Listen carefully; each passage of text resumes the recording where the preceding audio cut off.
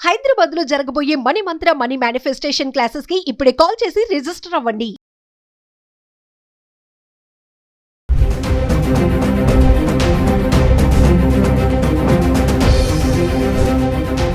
నమస్తే, welcome back to Suman TV. Present మనతో పాటు ఉన్నారు TEDx speaker, legendary award winner in real estate, realtor oxygen founder and CEO doctor Nandi Rameshwar Rao గారు. నమస్తే sir.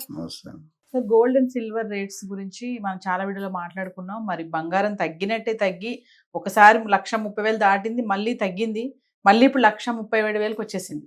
అలాగే వెండి చూసుకుంటే 2 లక్షలు దాటేసింది. ఈరోజు కొంచెం అటు ఇటుగా ఉంది సార్.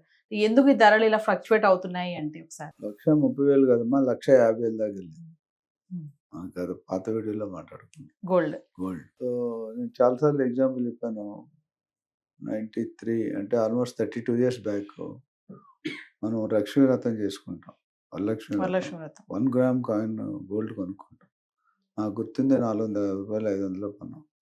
ఈరోజు ఆల్మోస్ట్ 15,000 14,000 మేకింగ్ 1 గ్రామ్. ఎక్కడ 500, 400, ఎక్కడ 15,000? అంటే సామాన్య ప్రజలు కొనుక్కోగలుగుతుంటే గత 1 year గానే ఈ చేంజ్ వచ్చింది. అంతకుముందు మనం 70,000 కొట్లాడేది.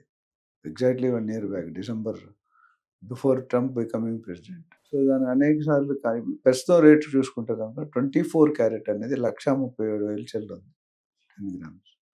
అదే మనం 22 క్యారెట్ చూసుకుంటే 1,22,000.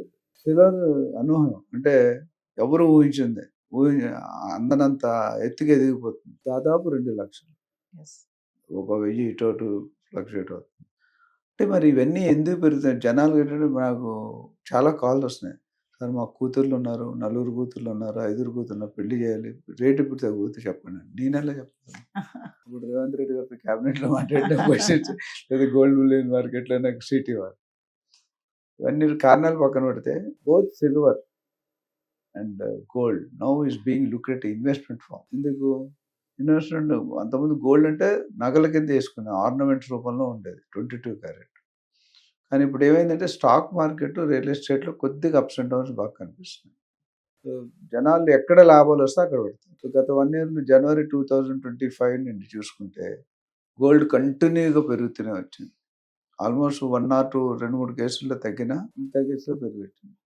ఈరోజు 1,30,000 అంటే నాకు తెలిసి స్టెబిలైజేషన్ 1,10,000 కంటే 1,00,000 అయితే తగ్గదు.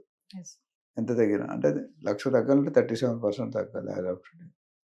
సో అది కొద్దిగా టఫ్ మ్యాటర్. 2026 కల్లా బంగారం రేట్ ఇంకా పెరగొచ్చు అని పెరుగుతుందని అనుకుంటున్నాను అనలిస్ట్. ఎందుకంటే ఇప్పటికే చాలా మంది కొనుక్కోలేదు. కుక్కడపల్లిలో ల్యాండ్ కొనుక్కోలేదని 30 సంవత్సరాలు రిగ్రెట్ చేశారు రియల్ ఎస్టేట్.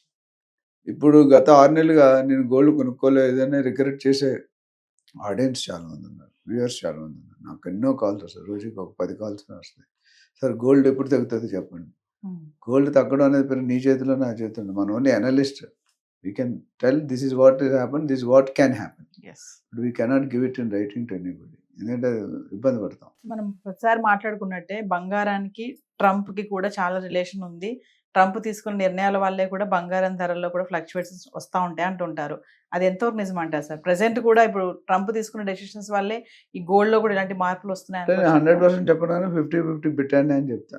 డెఫినెట్గా is one of the reason. GST కానీ, యుద్ధాలకి టారిఫ్స్ కానీ, ఇమిగ్రేషన్ కానీ, పాలసీస్ కానీ, జాబ్స్ తీసేయడం కానీ, కంపెనీ మీద ఆకాంక్ష పెట్టడం కానీ, బర్త్ టూరిజం తీసేయడం కానీ, రకరకాల డెసిషన్ తీసుకుంటే ఇది ఇండైరెక్ట్ ఇంపాక్ట్ అనేది మార్కెట్ మీద పడుతుంది. డాలర్ కూడా వీక్ అవ్వడం వల్ల కూడా ఆల్మోస్ట్ 90 రూపీస్ దాటిపోయింది. అంటే dollar rupee is becoming weaken against the dollar.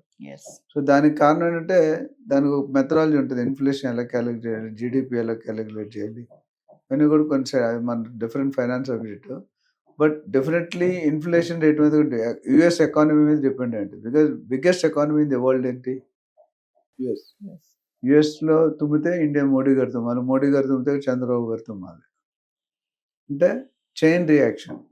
తుమ్మినప్పుడు ఏమవుతుందంటే ఈ కొనుక్కునేవాడికి ఇన్స్టెబిలిటీ వచ్చేస్తుంది.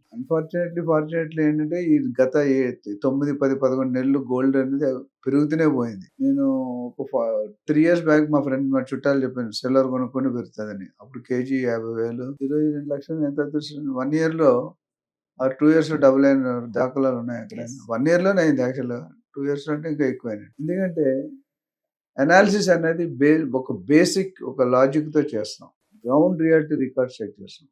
మరి సిల్వర్ ఎందుకు పెరిగింది అంటే సేమ్ ఇన్వెస్ట్మెంట్ రూపంలో కొంటున్నారు. ఇంతకుముందు ఇండస్ట్రీలో వాడేవారు కాదు, ఇప్పుడు ఇండస్ట్రీలో వాడుతున్నారు. Industry, automobiles. Automobile, electrical vehicles. Yes. So ఎప్పుడైతే when demand, law of attraction ఏంటి, నేచురల్ లా ఆఫ్ ఏంటంటే when demand increases supply Supply. Reduces rate will grow. Yes. When supply increases demand decreases rate will come down. Real estate ఏ స్టేజ్లో ఉంది మీకు తెలుసు, stock market ఏ స్టేజ్లో ఉంది మీకు తెలుసు.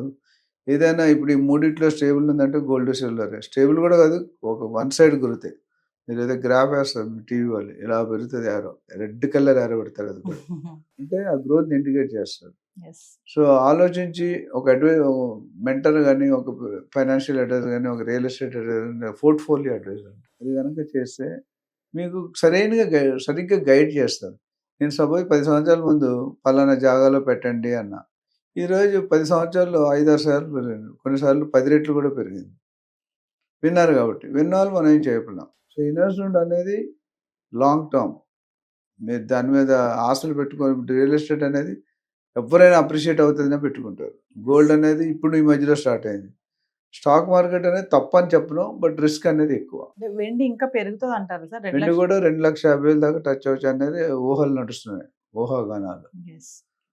కానీ బేస్ వచ్చేసరికి 1.5, 1.75 అయితే తగ్గదు అన్నట్టు. ఇప్పుడు ఆల్మోస్ట్ 1.5 తగ్గలేదు గత మేబీ 2-3 నెలలు.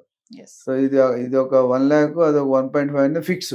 ప్రెసెంట్ ఈ టైంలో మరి గోల్డ్ పైన కానీ సిల్వర్ పైన కానీ ఇన్వెస్ట్మెంట్ పెట్టడం అనేది ఎంతవరకు కరెక్ట్ అంటారు? అంటే అప్పు చేసుకొని పెట్టుకోవడం కరెక్ట్ కాదు, డబ్బులు ఉంటే పెట్టుకోమని నా సజెషన్ అండి. Yes.